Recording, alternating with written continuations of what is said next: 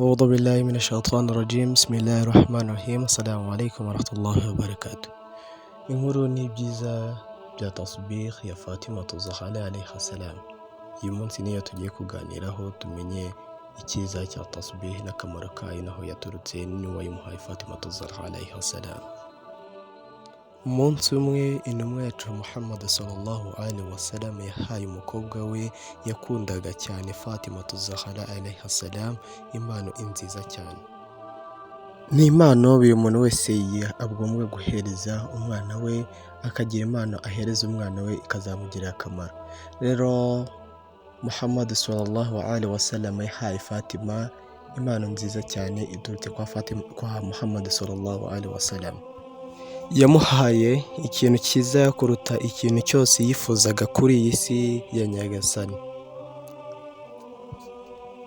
Ni ikintu yamuhaye kiruta ibindi byose yari akeneye kuri iyi si ya Nyagasani. Nawe tekereza ikintu kiri kuri iyi si wahereza umwana wawe kikamugirira akamaro kurusha ibindi bintu byose akeneye.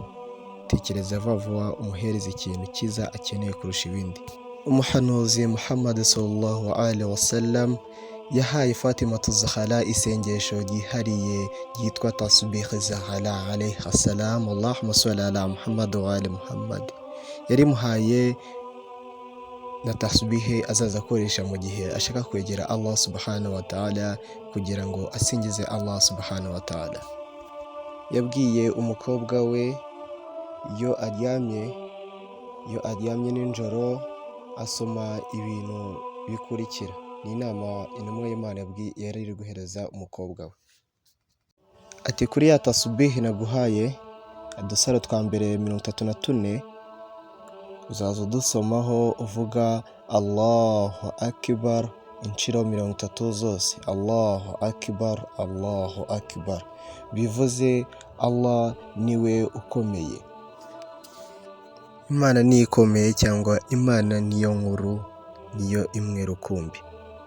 Ku nshuro ya kabiri kuri ya tasbih yawe ujye usoma udusaro 33 uvuga alhamdulillah, alhamdulillah inshuro 33 kuri twa dusaro twawe. Bivuze ati ngo Imana ishimwe cyangwa Imana ndashimira Imana imwe rukumbi. Kuri ya nshuro yawe ya nyuma ujye usoma udusaro inshuro 33 uvuga ati ngo subhanallah, subhanallah, ubwo uzaba wujuje udusaro 100 twose. Subhanallah bivuze ati ngo Imana ihabwe icyubahiro. Nibyo iyi mpano y'agaciro yafashije mama wacu Fatima Zahra alayha salam kwibuka no guhimbaza Allah subhanahu wa ta'ala igihe cyose. Kandi iyi mpano yahawe na papa we ntiyayibitseho wenyine, yayisigiye isi yose y'abisilamu bose babiriho. Yiduhereza natwe n'impano, niyo mpamvu tugomba kuyikoresha tukanayifata neza kubera twayisigiwe na mama wacu Fatima Zahra alayha salam. Ibi byose rero umuntu yabikoresha mu bikorwa bye. Tasbih yayikoresha mu bikorwa bye, aho ugiye hose ugakoresha ya tasbih yasigiwe na Fatima Zahra akayiduhereza. Rero yayihaye isi yose, rero tugomba kuyikoresha neza. Nuko bigenda bivugwa, nuko bivuga ko Fatima Zahra alayha salam bamuhaye tasbih ariko yanze kuyigumana ayiduhereza twese.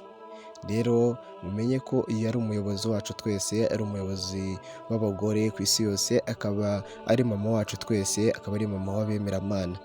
Rero ni umutabera, akoresha ubutabera. Rero uwamukunze nakabuza ko nawe mu gihe kizaza ku munsi w'imperuka nawe azamukura akamujyana muri paradizo. Umuntu wese uzasoma tasbih Zahra alayha salam mbere yuko ava mu iswala z'itegeko, Allah subhanahu wa ta'ala azamubabarira kandi azahabwa n'ijuru cyangwa azahabwa n'ijuru rya paradizo kuri we. Byanditswe ni hadithi ya Imam Jafar Sadiq alayhi salam. Allahumma salli ala Muhammad wa ali Muhammad waj'al faraja.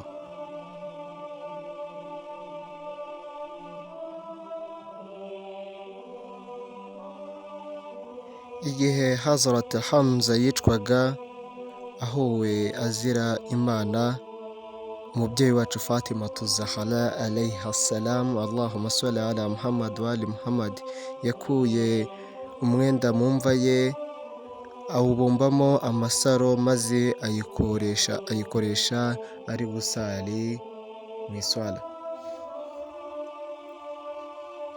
Ni ibyishimo, ni byiza kuba tukigejeje n'iki gihe tukibuka ibyo Fatimatu Zahara alayha salam yatagiriyemo ubugugu ngo abigumane, ahubwo abisangiza abantu bose.